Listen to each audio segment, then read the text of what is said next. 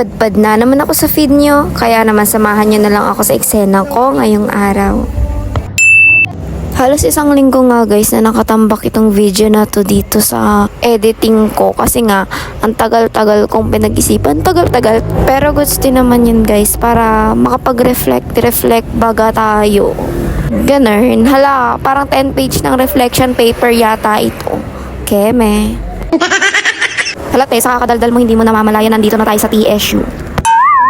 Pakikilamon ka pa nga sa bao ng iba. After ko nga makilamon kay Kuya Ayaw Panay, tignan niyo bumili pa yan ng panulak talaga sa break time niya. Pero ang totoo niyan mga Ben, sobrang sama talaga ng pakiramdam ko ng mga time na yan.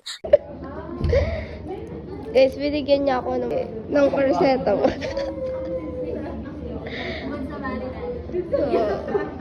You saved my life.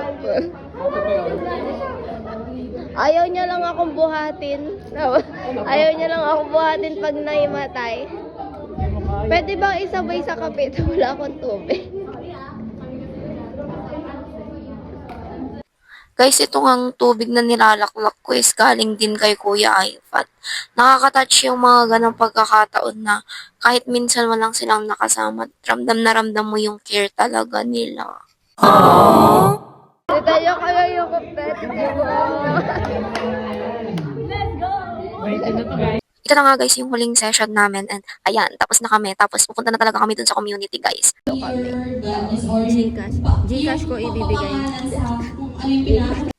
May papandesal na naman nga si Ma'am Paz guys, sobrang nakaka-touch. At saka sobrang nakakatuwa guys kasi yung mga banding namin dito sa 5-day session na to. Actually, hindi siya 5-day.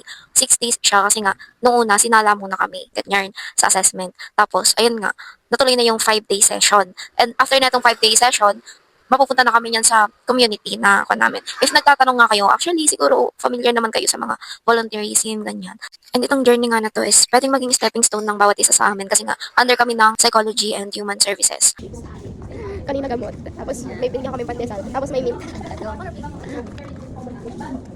Bukod nga sa pambuburaot ko mga be, ayan, inawardan din kami isa-isa. While attending every session nga guys, mas nabigyan ako ng time para ma-appreciate yung course and program namin. Kaya if halimbawa soon na mabigyan kayo ng opportunity for this, gawin nyo na guys. Swear, di kayo magsisisi. Tsaka kahit wala naman kayo sa course and program namin guys, you still have an ability to volunteer. Tapos na nga kami sa last session namin mga be, and ayan na si ate girl mo, na parang proud na nakaano siya, nakadalawang pandesal. Ay ako rin pala. Humiwalay na nga rin ako guys kasi nga freshman week ngayon and meron pa rin akong org duty kahit papaano. Nakakahiya nga guys kasi hindi ko namalayan na oras na pala. Nakita ko nga rin agad sila dito sa harap ng gym mga guys. And yes, ito na yung mga pinabili namin last vlog. Diba, Ashala? Lahat nga yan, guys. May free juice and yung mga yan, free talaga lahat yan para sa mga freshmen.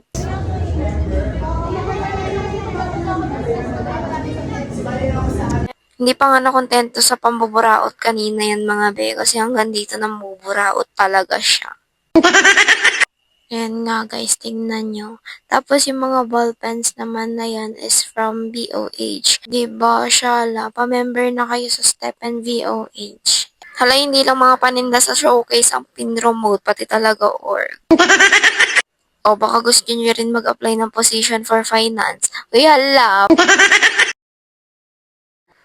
Tingnan nyo nga sila guys, so, diba? Happy tummy sila dyan. Org pa more. Cherries!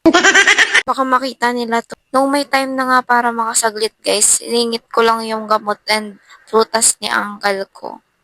Halos lahat nga ng bilihan ng gamot guys, tinignan ko na tapos wala pa rin. Itong sa Magic na nga lang yung huling pag-asa ko guys. Buti na lang meron. After nga ng gamot, ayan na, dito naman tayo sa prutas. Hindi na nga ako kumain guys and ayan na, bumalik na tayo sa TSU. Dumarami na nga ang mga tao guys at mag-uumpisa na ang program. Nung nag-uumpisa na nga yung program guys, pumasok sila sa loob and nag-soloist na lang ang ate mo. Nakita nga yata niya akong soloist guys, kaya ayan siya, pumunta siya dito, si ate AC.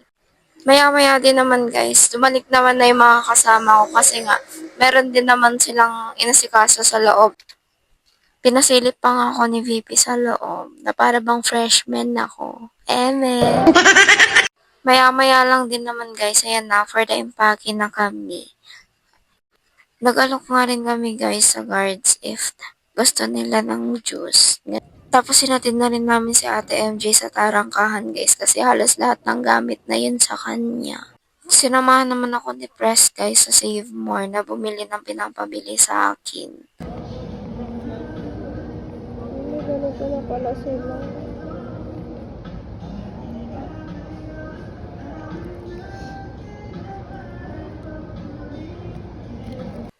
Ayun nga guys, after niya, nagpaalam na rin kami ni Press sa isa't isa. Kasi nga, sasamahan ko sana siya. Kasi nga, sinamahan niya ako kaso sabi niya okay lang daw. Nakakahiya tuloy guys. Parang wala ka naman no. Hala! O siya, bye-bye na. Ayun lang naman for today's video. Pa-like and follow ng aking page. Thank you for watching. Bye!